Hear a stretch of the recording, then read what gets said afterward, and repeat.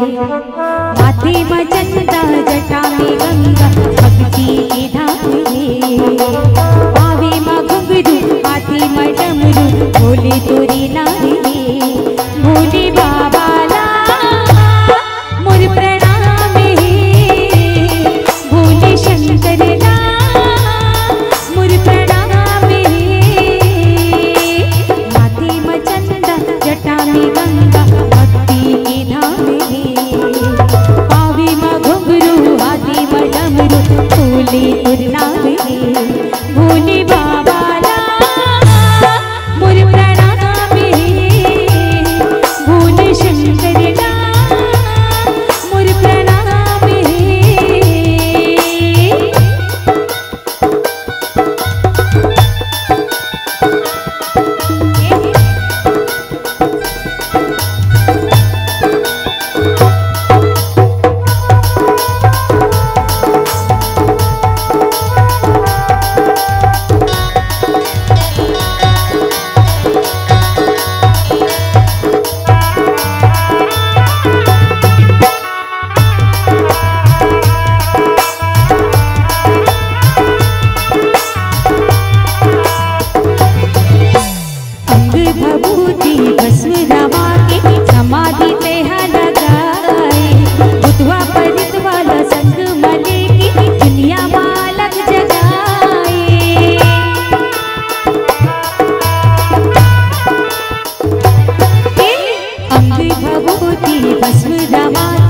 समाधि तेहा लगाए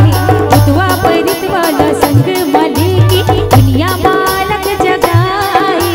नीलकंठधारी हे त्रिपुरारी महिमा महाते नीलकंठधारी हे त्रिपुरारी महिमा महाते भोले बाबा ला मोर प्रणाम भोले शंकर ला मोर प्रणाम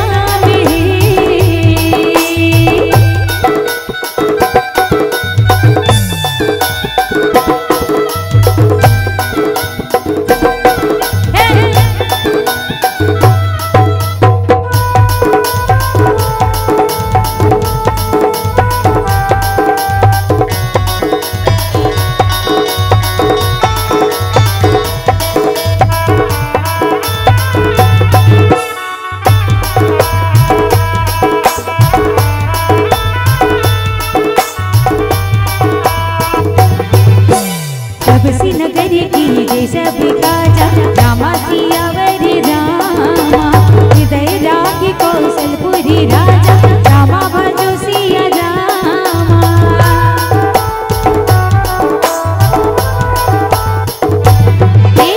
करल सुधारी पुकर ही बिताई रामा सियावर रामा भूपत सिंधु नल सितलाई रामा भजो सिया रामा नीलकंठधारी